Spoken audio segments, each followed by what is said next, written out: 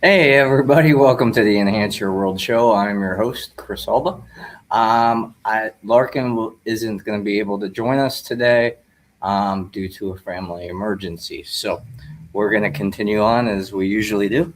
And today I'm going to lean on you guys a little bit to help move the progression of this conversation forward. So any comments, questions, anything like that would be greatly appreciated.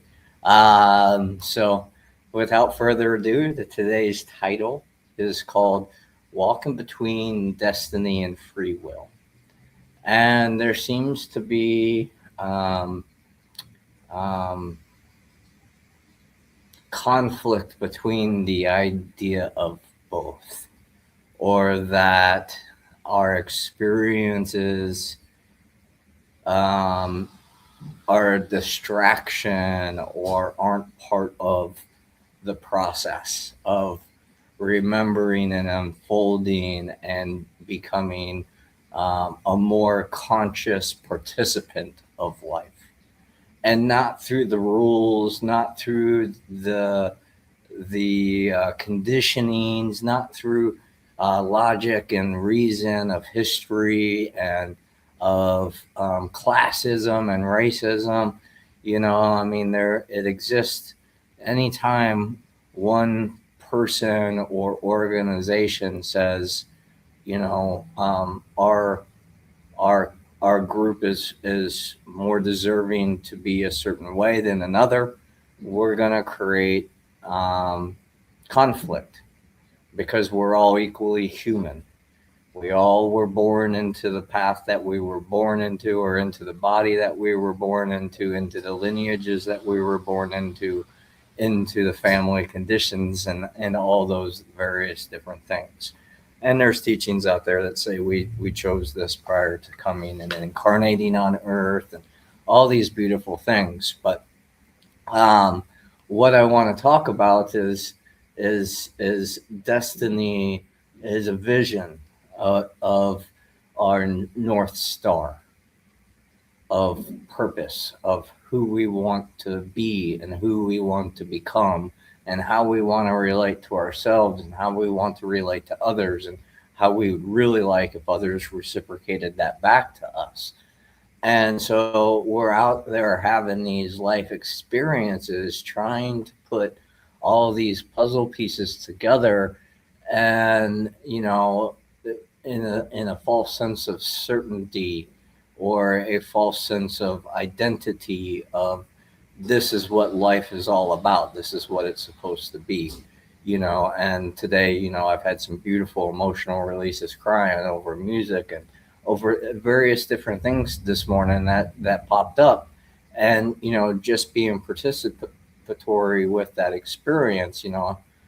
I sat in gratitude for the participation of those that are in my life and the community, and the things that we're doing and putting together, and how we're helping people overcome the challenges in their own life, and helping them find holistic recovery so they can live the life that they always meant to be living, and not by some false narrative or story, but actually being an embodied version of what they believe life is and what it's supposed to be about.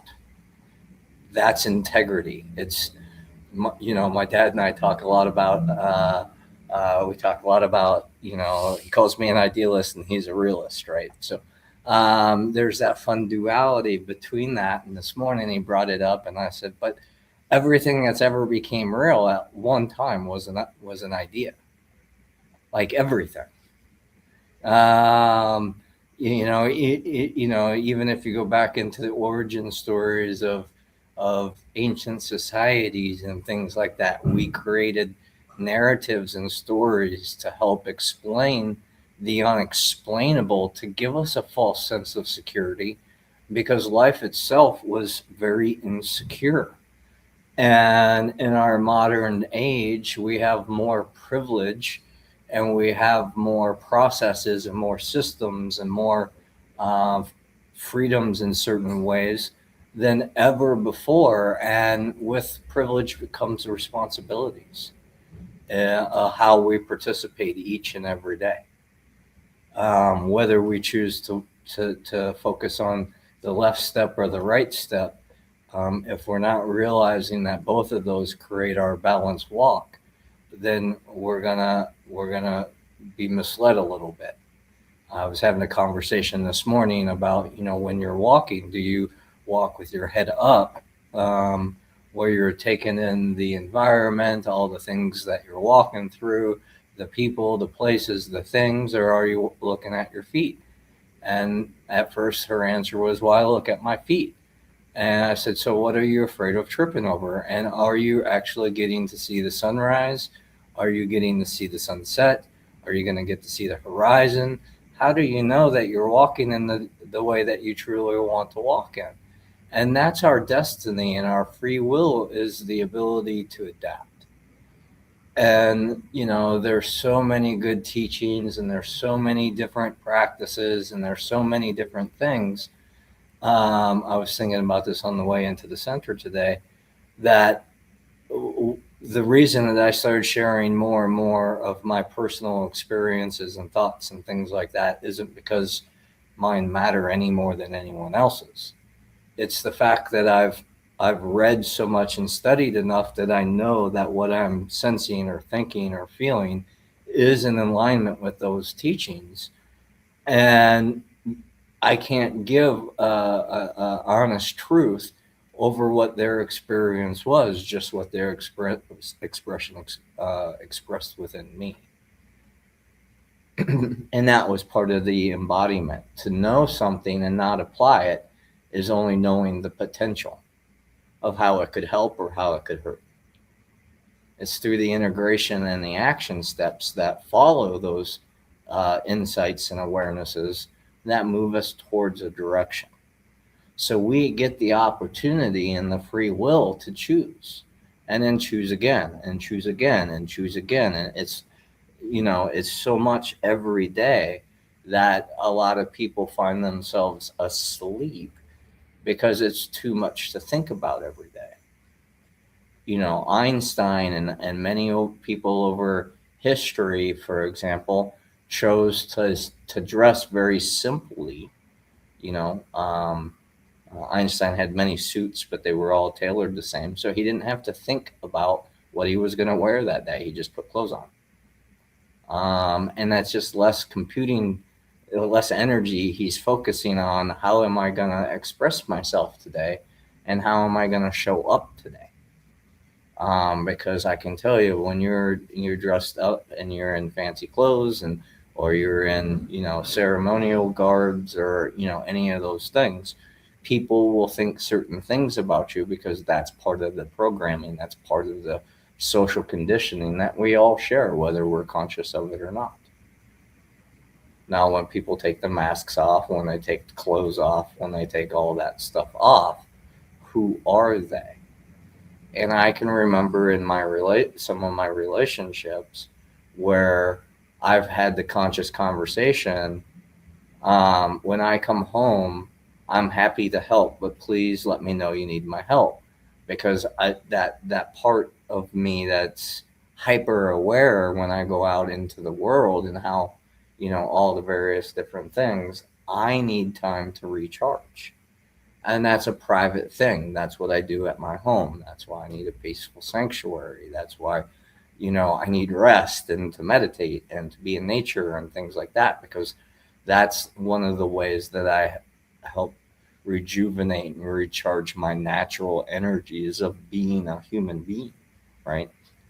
Um, and it can come in all kinds of shapes and forms and all that kind of stuff. And that's the beautiful thing about life, is we have the opportunity to be curious about what life experiences are all about. And when we've had enough of them, especially diverse ones, we realize that the only thing that it really is a relationship, and a relationship with self, and then how we relate to others externally. And if we're afraid of, my father and I were talking this morning about how he's afraid to talk anymore because people misrepresent what he says or misunderstands it or perceives it or anything like that. And I said, I totally understand. That's been one of our huge roadblocks in our relationship, on both sides. And I said, but look at how we are now working on trying to come to a deeper understanding instead of trying to prove our side is superior and the other one isn't, because we're learning how to relate as human beings rather than just a father and a son. And you know, we have different ways of being, we have different ways of living, we have different, things like that. But the unconditional love within our relationship is what allows us to have different conditions and still remain in a frequency of love, respect, and honor, of integrity. And the level of communication and comprehension is a practice. My friend of mine gave me this beautiful ring, and at first, I immediately put it on my left hand, and I was like, well, people are going to assume that I'm in a relationship, and blah, blah, blah, blah. So I wore it on the right hand, but it never has fit. It never did feel right. And so when I put it back on there, yesterday, because it just felt better, my mom immediately caught it today, and she's like, I didn't know you were married. And my father was there, and I really didn't want to get into a whole philosophical debate, but it was like, I am married. I'm married and committed to this walk. I'm committed to the relationship itself, committed to the relationship of my partnerships, however they show up, because it's a partnership. It's participation. How do we walk together? How do we hold space for one another? How do we inspire each other? How do we create opportunities for one another to step into our power, into our dream, and to be able, those are the types of friendships that I've always wanted to cultivate. And those are the people that I'm surrounded with. There's still a lot of those folks that are around that, they love the ideas, they love, the concepts, they love, the idea that, there isn't adversity in nature, and that pain is something that you can avoid. But it's not. You have to not, have to worry about the pain. You allow the pain in your life, and then you allow yourself to come into acceptance with it. Then you come into healing with it. And then next thing you know, you're not afraid of pain anymore. You're not suffering over it anymore. You become more resilient. You become more resourceful. You become more grounded. You become more of these different words that we can put labels on, that invoke some kind of meaning on a practice. And it's easy to practice when everyone is like us. It's when they're a little, when I'm a misfit, as I like to be a misfit amongst the misfits. I've accepted that identity for myself. And why is that? Is because I am conscious.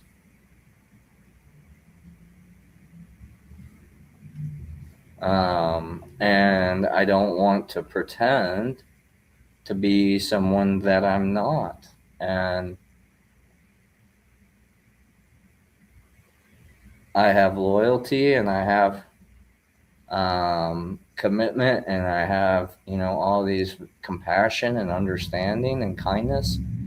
But at the same time, I also have the other side of life. I can be defensive, I can be protective, I can be loud, I can be, those different things. And it's taken me a lot of years of practice to undo a lot of the things that I didn't think were possible.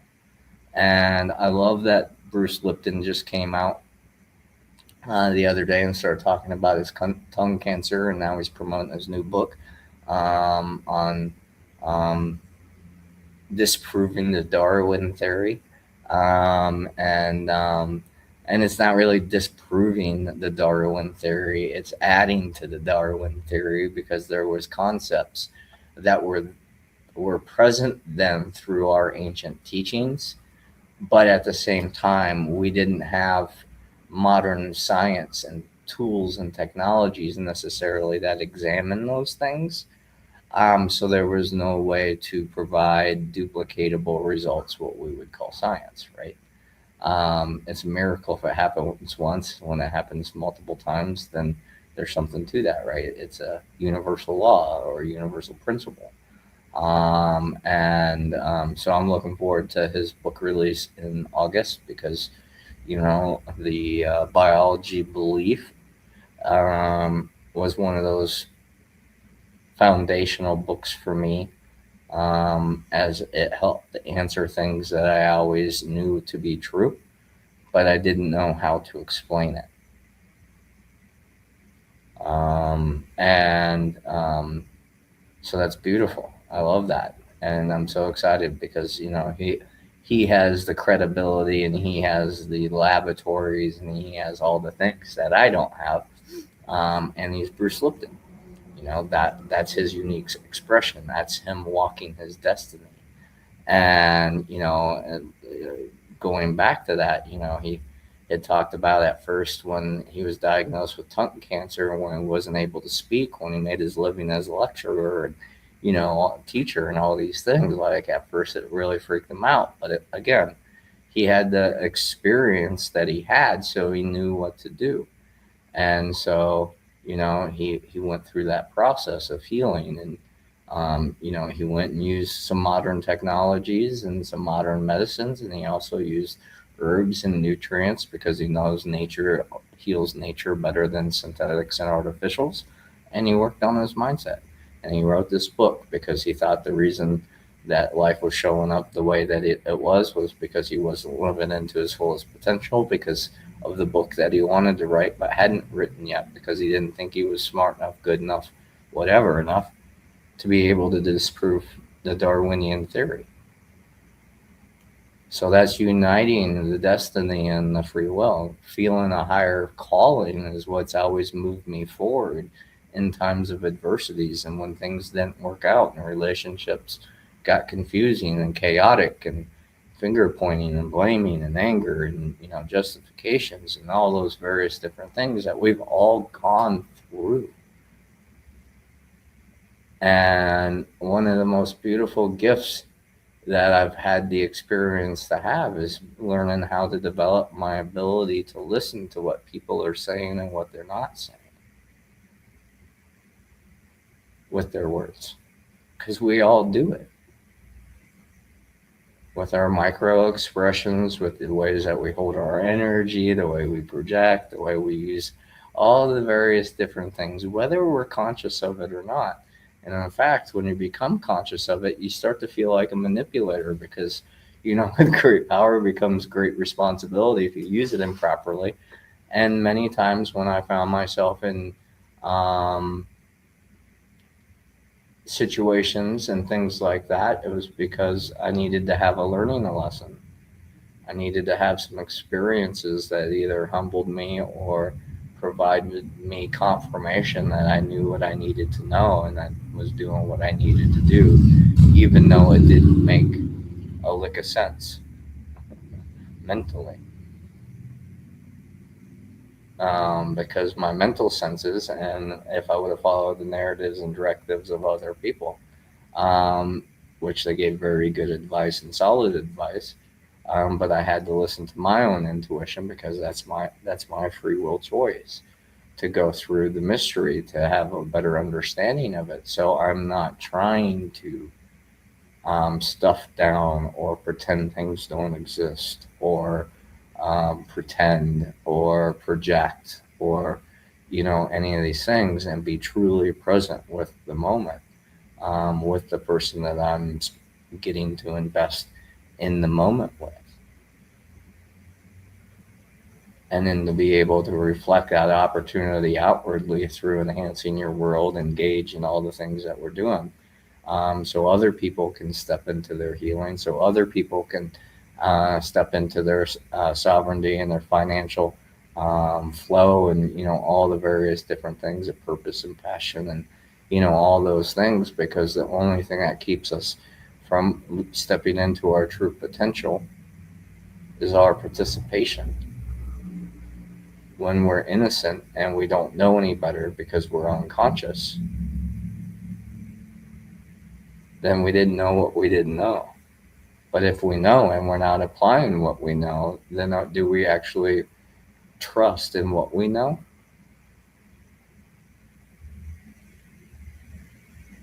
Or is it a container to allow life to show up? So there's sometimes that we're met with an expectation and a result that we, intended, and then there's times that we don't, so we don't get complacent.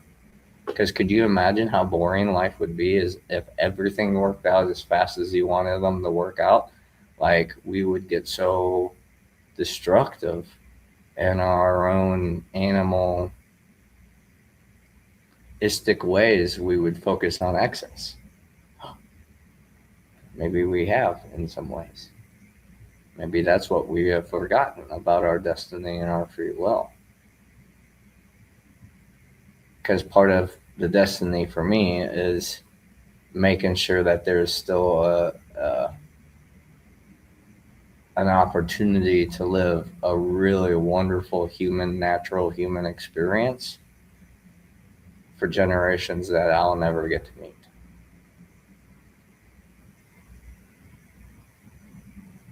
My purpose in life is to help others live into their highest potential of who they wanted to be and who they wanted to become and how they wanted to relate. And sometimes my fault, what I wanted and how I wanted to live differed, and I didn't always see the value in the way that they wanted to live.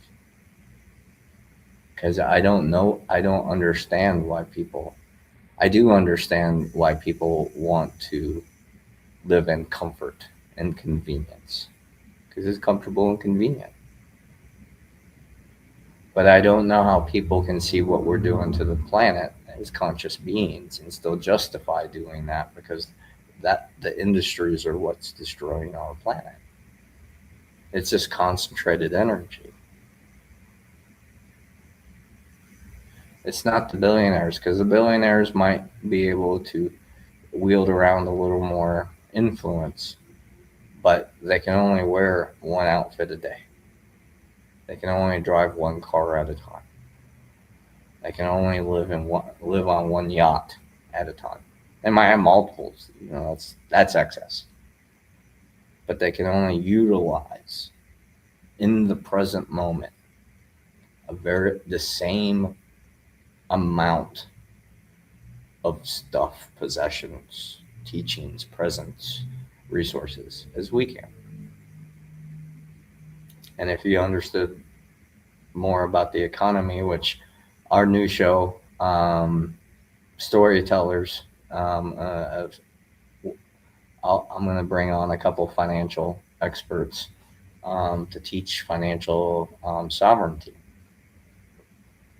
because they're way more knowledgeable and have way more expertise than I do. And I'm so grateful to be their students and their friends and learn what I get to learn from them. But the purpose of enhancing your world, and then the Enhance Your World show and the centers and all that stuff, was to build community. It's not just for me.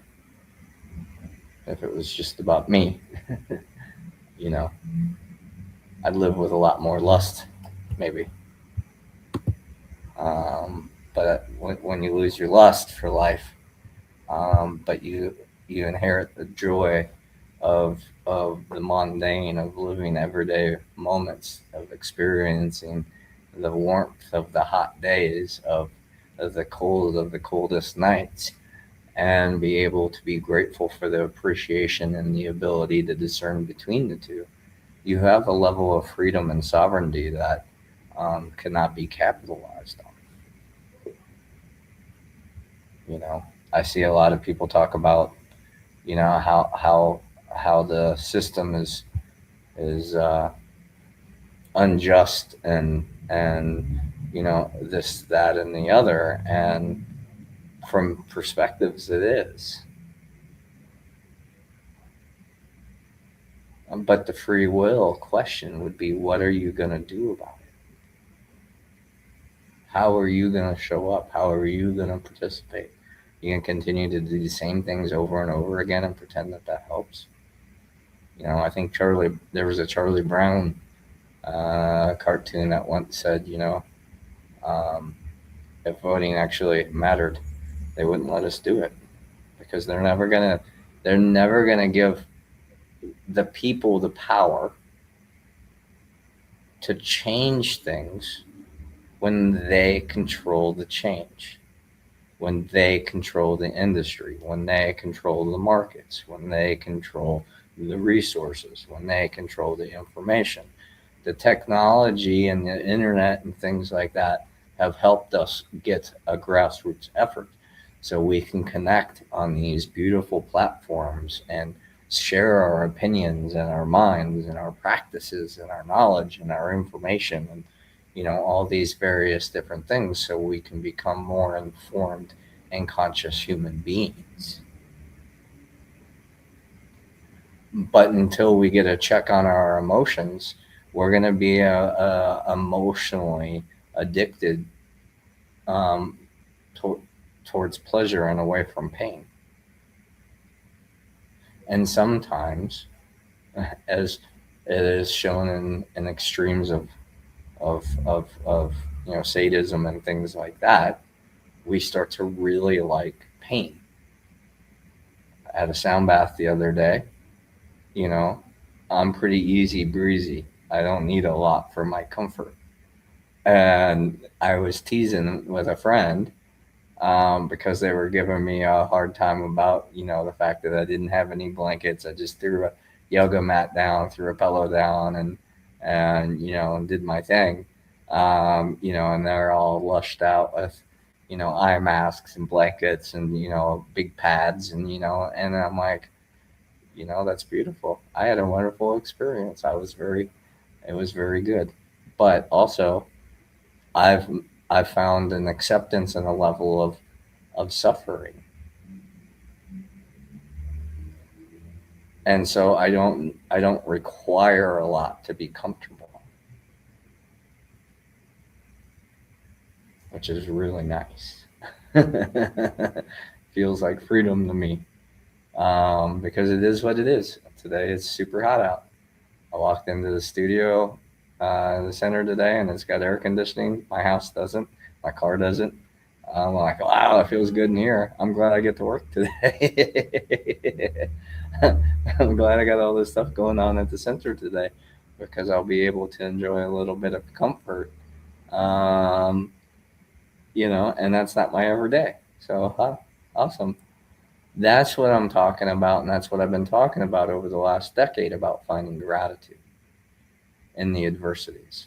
My ability to love people no matter how they treated me, and no matter whether it was abuse, whether it was mental, emotional, physical, financial, sexual, all those various different things. My love was what helped me heal it and let me see past it, let me understand it in ways. And that includes when I've done those things to other people unconsciously and consciously, intentionally. When I intentionally went to cause harm on somebody because I wanted justice, I was justified in my actions. And it didn't matter who got hurt, how they got hurt, whatever, because I wanted to get even. I wanted to be made whole again. And the courts have never been able to do it for me. The all the different things, right? So that justice had to come in from within, just an acceptance, which has allowed me to be empathic, but not lose myself, or in my emotions, to where, I tell people how they need to do or how they need to be or how they need to live, and ask more guiding questions because they already know, they just haven't fully stepped into their power yet. How do I make that assumption? That's me. Knew I needed to quit a bad habit before I quit a bad habit. That's the idealism. But the realistic version of me knows that it takes a practical plan of practicing it. So, for example, when you want to quit smoking, for example, practice being a non-smoker more than being a smoker. So if you smoke, yeah, then you're a smoker. You're smoking. Just practice. Just practice. Being a non-smoker more. So focus on that. And what's the practice of a non-smoker? Someone who doesn't smoke.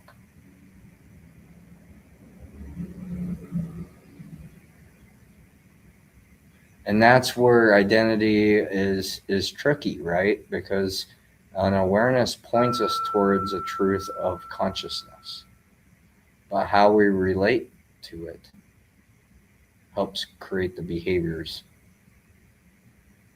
and the patterns and the relations within ourselves and externally, everything we perceive outside of that beingness, outside of this shell of body. Thank you, Serena. Um, and thanks for tuning in today too.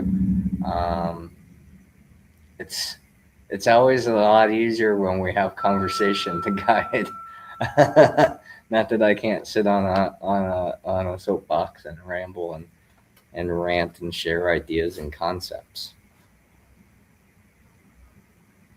But when I try to perceive a niche to give practical advice, I don't find a lot of um, value in that anymore, because there's a lot of people out there telling people who to be and how to be and how to be human and how to be the best human they can be and how to show up and how to honor themselves and how to honor their lovers and how to honor nature and how to and if we were meant to have instructions, we would have been born with one tattooed on our skin. We have a lot of origin stories, we have a lot of religions, we have a lot of good creative concepts and ideas and imaginations and stories and methodologies and philosophies and all this mind candy that we get to practice through being human. And so we're always in a state of becoming. The big buzz phrase right now is I'm healing. We're always healing if we're doing it right. Why? Because we're always becoming a newer version of ourselves. By being present in this new moment, I took a breath, I exhaled a breath, a new cycle begins. It's very present. And a lot of our conditioning comes from calendars and day and night and trying to observe and measure and quantify and all this kind of stuff to justify where we are in this conscious moment, rather than reflecting on, okay, what is this conscious moment teaching me about the next one, of what's coming next. My dad and I were talking this morning. I guess it's a good thing that we have these conversations before podcast, about the property and putting in a electric pole and for RV and things. And he was like, but I know how that's going to work. Once that's available, then people are going to start renting it and that kind of stuff, and it's going to change the dynamic of the property that he solely enjoys. He's overwhelmed by the amount of maintenance that he has to do on it by cutting grass and and weed whacking and uh, creating trails and doing all the things that he does while being in nature because that's what he enjoys doing.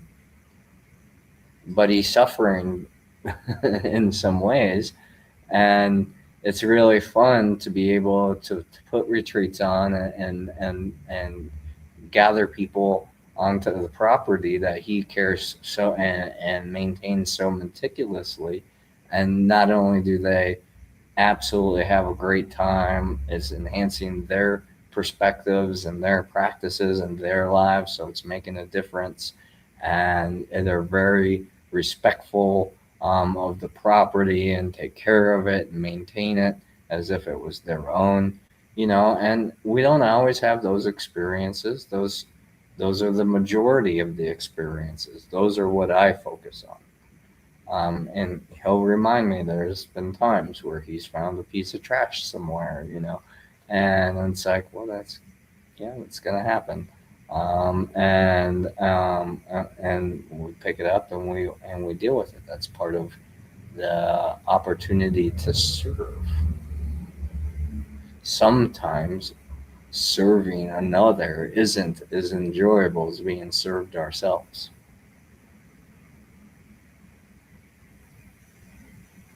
You know, as I said, I'm of course on that search for that partner in life, right, to walk with, and and it's a very interesting perspective that a lot of my friends are like, you are the perfect um, guy friend. You are the perfect. Our relationship is perfect. I don't want it to change. So I don't want to deepen it any deeper. I don't want, those types of things. And I'm like, yeah, I'm grateful that I fill your cup. Sometimes it's nice to have mine filled too. And if you're the one that's always given, the only way you get is if you produce it within yourself. So, what a great opportunity that I've had over my life.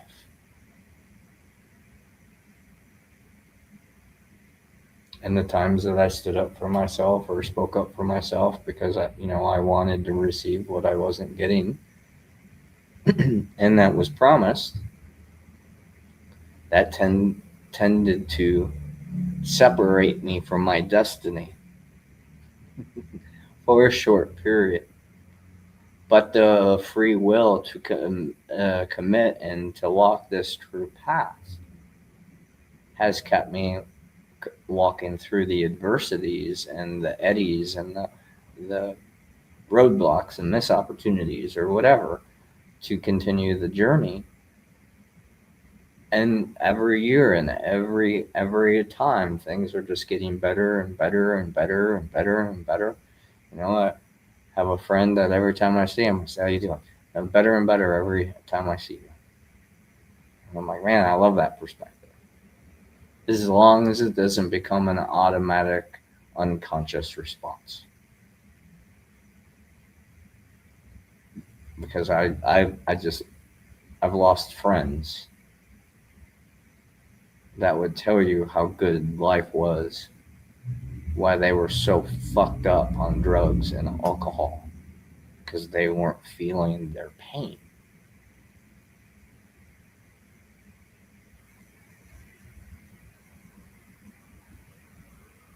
And when I mean I lost them, they're no longer in physical existence because they died. However, they died, whether it was natural causes, whether it was organ failure, whether it was a car accident or overdose or whatever it was. Those are the circumstances that were unique for that experience. They didn't want to be a burden, so they didn't share their truth and share their pain. They didn't share their fear. They didn't share their frustration. Or if they did, we didn't hear it because it didn't feel good. It made us feel a certain way, and we didn't know how to respond, so we reacted. proper and improper. Depends on the circumstance, right? But what is your destiny? Long after you're on this planet, what part will you have played?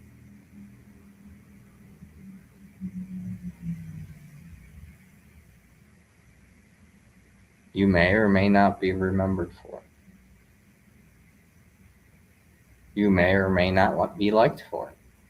Because I would say Gandhi, Martin Luther King, Malcolm X, um, and I go on and on and on about the positives of what they brought to life and our society and our culture and our humanity.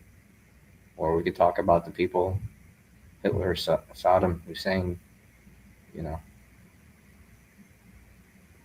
serial killers, cult leaders, politicians.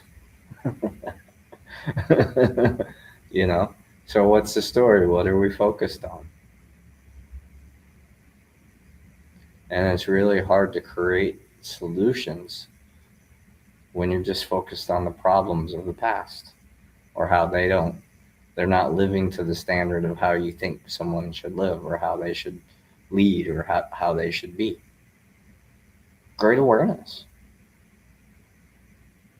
And there's definitely times and places where we should be able to openly share those opinions and perspectives and perceptions and all that stuff with people that love and respect and honor our viewpoints. It would be great if we could do it with everybody, but can't do it with everybody yet. And that's just the level of awareness of how do you relate. It's funny, Larkin can't make it, but then she texts throughout the whole show. um, but does anyone have any questions, comments, concerns, anything that they would like to add that we could add to this before we wrap it up today? And we got a couple of viewers, but I can't see the names of the people who view. I can just see that we have people watching.